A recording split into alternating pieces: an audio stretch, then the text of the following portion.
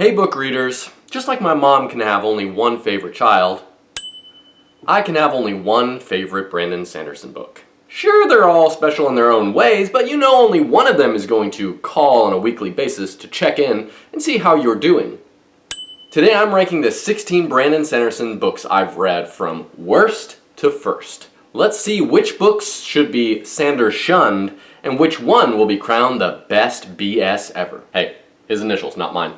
And the worst of the bunch in my opinion is The Frugal Wizard's Handbook for Surviving Medieval England. This wound up being dead last on my list because it's the only Brandon Sanderson novel that I've ever started and didn't finish. I was super disappointed since it seemed right up my alley. It's clearly inspired by Hitchhiker's Guide to the Galaxy, which I loved, but at least in the first half of the book, which is all that I really read, the parts that were supposed to be funny came off as either awkward or cringy. It made the main character come off as annoying to me.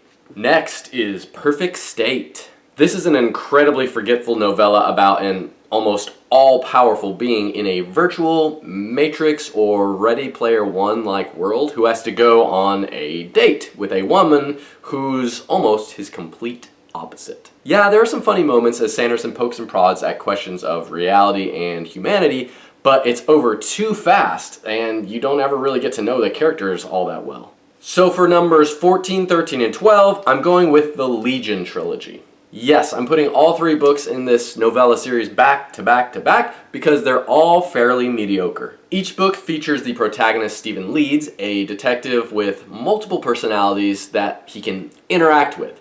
He uses his different hallucinations, each with unique skills and quirks, to help solve mysteries. These books clearly borrow elements from Sherlock Holmes, M. Night Shyamalan's Split, and The Matrix. The end result is that Leeds is a master of seeing events from different angles and learning new skills, seemingly out of nowhere, thanks to his aspects, which are hallucinations of dozens of imaginary people who are experts in different fields. But the best part of these books is how the hallucinations talk to one another, leading to funny or dramatic interactions, all just taking place in the main character's head. Edge Dancer is book number 2.5 in the Stormlight Archive series, and it branches out to take a lighthearted pause and follow Lift, a funny yet powerful young girl. She uses food to fuel her Knight's Radiant powers, or what she calls awesomeness.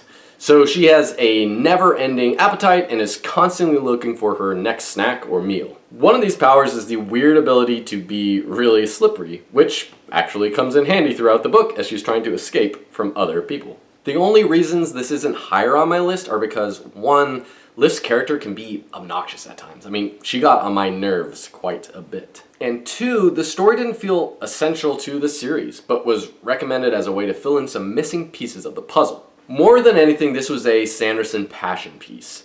Basically, he liked the character of Lift so much that he wanted to give her some time to shine. But I would have been fine if she just got time to glow, gently glow, in the main books and not enough real estate to try to shine in a solo project. Starsight, which is book number 2 in the Skyward series. Spensa is learning more about herself and her buddies Mbot and Doomslug as she gets pulled outside of her comfort zone and home world. Yes, she puts her pilot skills on the back burner a bit in order to become a spy and thief in this novel. And that's one reason why this book isn't higher on my list. Sanderson more or less ditches the setting and most of the secondary characters from Skyward.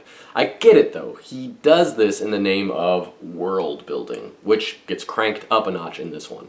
More layers of the sci-fi onion are peeled away and we get to know the Delvers. Speaking of the Delvers, while a lot of people didn't like the cheesiness of the Delver maze and this kind of training montage that takes place in order to solve a puzzle, I liked it. It seemed like something out of Star Wars. Themes tackled in this second book of the Skyward series include prejudice, war, and empathy. So there's a lot of action with plenty of big picture thinking too. And one final thing that Sanderson does well in Starsight is reveal new details and surprises. There are curveballs that keep the plot and the world interesting. Firefight, which is book number 2 in the Reckoners series. I'll try to keep this spoiler-free without being too vague. Basically, this book focuses on character development, giving us more insight into David and Megan as well as their relationship.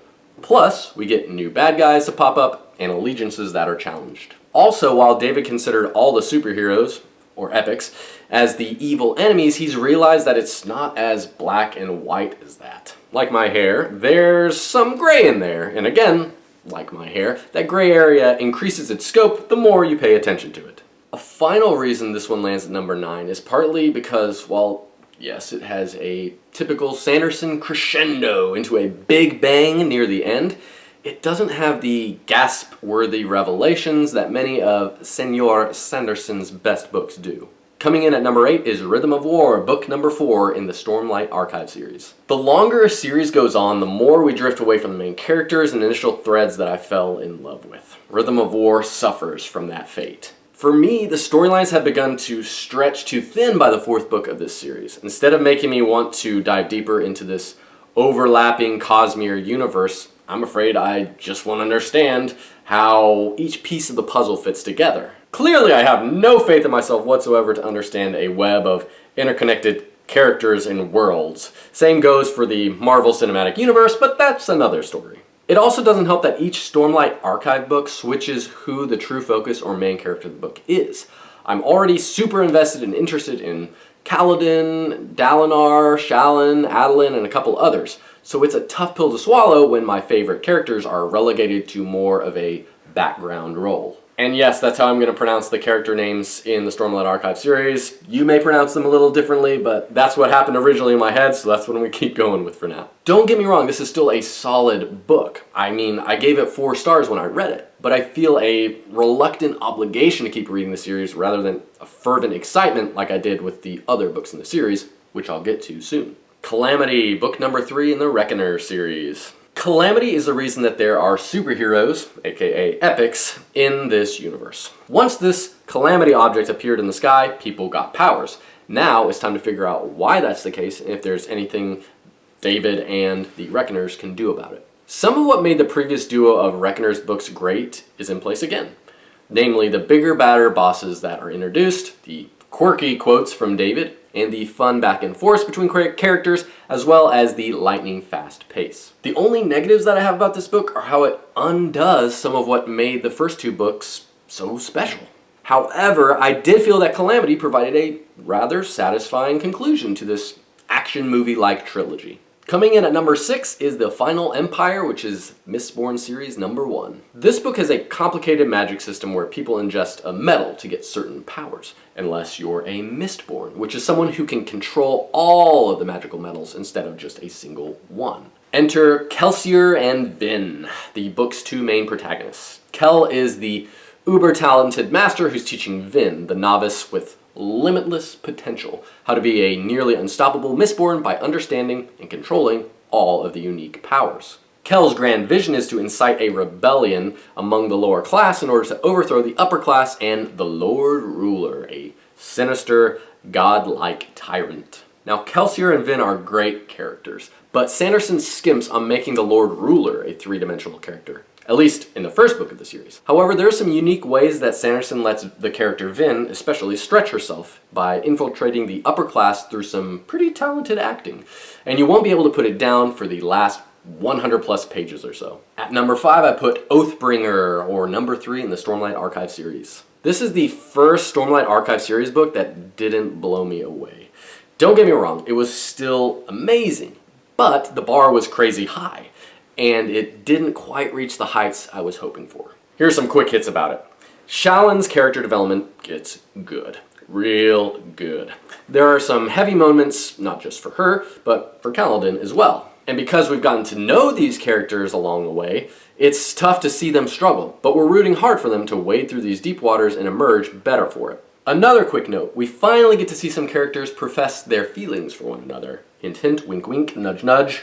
And this might have been my favorite book when it came to the Spren. By this point they've become much more than bit part players. They're fully fledged characters who get huge chunks of real estate to flex their personalities. I wouldn't be upset at all if Syl and Pattern had 3 times the number of exchanges that they do in this book. At number 4, I'm putting Skyward, or the first book in the Skyward series. The last humans are trapped on the planet Detritus, which is regularly attacked by aliens. And Spensa wants to restore her family's reputation by piloting a spaceship against the aliens. Spencer finds a talking, sentient spaceship, manages to get into space school, even though she wasn't really supposed to be allowed to do so, and she gets involved in a YA romance that actually didn't want to make me throw up. So, nicely done! In addition to some excellent banter and side characters, there are several interesting twists and reveals, along with a classic Sanderson climax that builds to an 11 on the excitement scale. Getting the bronze medal at number 3 is Steelheart, or number 1 in the Reckoners series.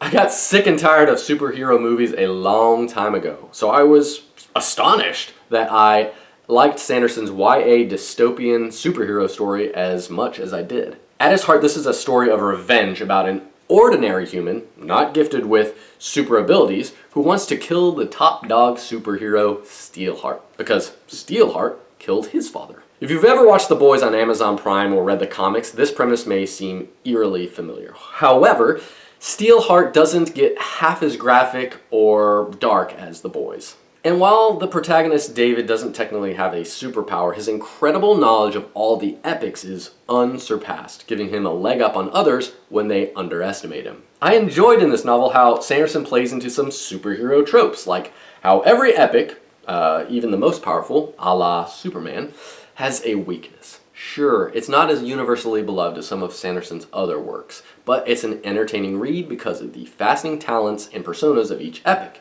and how the odds are stacked against the main character, and David has this thrilling path toward vengeance. Getting the silver medal is Words of Radiance, or book number 2 in the Stormlight Archive series. Shalyn gets to take the baton in this book and run with it, and she absolutely crushes it. I'll admit, I wasn't a huge Shalyn fan up until this point, but Words of Radiance made me begin to appreciate her character in a whole new way. And Adolin gets some love in this book as well, which I dig. I always felt like I'd have to choose between him and Kaladin at some point, and though I started on Team Kaladin, I was brought a little closer to the Adolin side due to this novel. One thing I noticed about Words of Radiance is that the pacing is slower than his predecessor.